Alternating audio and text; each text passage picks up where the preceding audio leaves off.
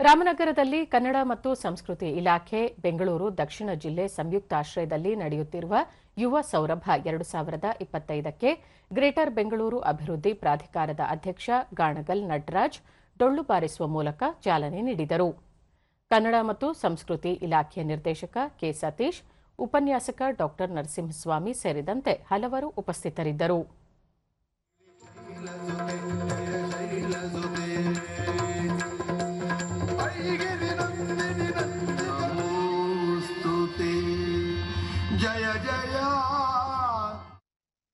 ದೂರದರ್ಶನದೊಂದಿಗೆ ವಿದ್ಯಾರ್ಥಿನಿ ಚಂದನ, ಇಂದು ಜಾನಪದ ನೃತ್ಯ, ಜಾನಪದ ಕಲಾ ಪ್ರಕಾರಗಳು ಮರೆಯಾಗುತ್ತಿದ್ದು, ಮೊಬೈಲ್ನಿಂದ ದೂರವಿದ್ದು ಜನಪದ ಸೊಗಡನ್ನು ಪ್ರತಿಯೊಬ್ಬರೂ ಸವಿಯಬೇಕೆಂದು ತಿಳಿಸಿದರು.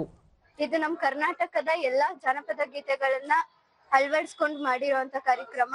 ಇದರಲ್ಲಿ ನಾನು ಒಬ್ಳು ಭಾಗವಹಿಸಿದ್ದೀನಿ ಅಂತ ಹೇಳೋದಕ್ಕೆ ತುಂಬಾ ಖುಷಿ ಆಗ್ತಿದೆ. ಕೆ. ಸತೀಶ್, ಯುವ ಸಮೂಹಕ್ಕೆ ನಾಡಿನ ಜಾನಪದ ಕಲೆಗಳ ಬಗ್ಗೆ ತಿಳಿಸಿಕೊಡುವ ಕೆಲಸವನ್ನು ಕಾರ್ಯಕ್ರಮದ ಮೂಲಕ ಮಾಡಲಾಗುತ್ತಿದೆ ಎಂದರು. ಎಲ್ಲ ಕಾಲೇಜಿನ ಪ್ರಾಂಶುಪಾಲರು, ಎಲ್ಲ ಕಲಾವಿದರಿಗೆ ನಾನು ಧನ್ಯವಾದಗಳನ್ನ ಅರ್ಪಿಸ್ತಾ ಇದ್ದೀನಿ.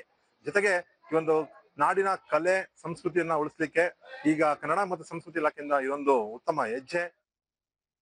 ಡಾ. ನರಸಿಂಹಸ್ವಾಮಿ, ನಶಿಸಿ ಹೋಗುತ್ತಿರುವ ಜನಪದ ಕಲೆಗಳ ಬಗ್ಗೆ ಯುವ ಸಮೂಹಕ್ಕೆ ಅರಿವು ಮೂಡಿಸಿದರೆ ಅವರು ಮುಂದಿನ ಪೀಳಿಗೆಗೆ ಕೊಂಡೊಯ್ಯುತ್ತಾರೆ ಎಂಬ ಭರವಸೆ ವ್ಯಕ್ತಪಡಿಸಿದರು. ನಿರಂತರವಾಗಿ ಈ ರೀತಿಯಾದಂತಹ ಕಾರ್ಯಕ್ರಮಗಳನ್ನ ನಡೆಸೋದ್ರ ಮೂಲಕ ನಾಡಿನ ಸಂಸ್ಕೃತಿಯನ್ನ ಮತ್ತಷ್ಟು ಜನಗಳಿಗೆ ತಲುಪಿಸುವಂತ ಕೆಲಸವನ್ನ ಮಾಡಬೇಕು ಅಂತ ಹೇಳಿ ಕೇಳ್ಕೊಳ್ತಾ, ಗಾಣಗಲ್ ನಟರಾಜ್, ಯುವ ಸೌರಭದಲ್ಲಿ ಈ ಬಾರಿ ಜಾನಪದ ಕಲೆಗಳಿಗೆ ಹೆಚ್ಚು ಒತ್ತು ನೀಡಲಾಗಿದೆ. ಜಾನಪದ ಕಲೆಯನ್ನು ಉಳಿಸಿ ಬೆಳೆಸಲು ಪ್ರತಿಯೊಬ್ಬರೂ ಸಹಕರಿಸಬೇಕೆಂದು ಹೇಳಿದರು. ನೀವು ಗೌರವ ಕೊಡಲಿಲ್ಲ, ನಿಂತನವನ್ನ ನಿಲ್ಲಿಸ್ಕೊಳ್ಳಿಲ್ಲ ಅಂತಂದ್ರೆ ನಾವು ಜನ್ಮ ಎತ್ತಿದ್ದು ಕೂಡ ಸಾರ್ಥಕ ಅಲ್ಲ ಅನ್ನೋದು ನನ್ನ ಭಾವನೆ.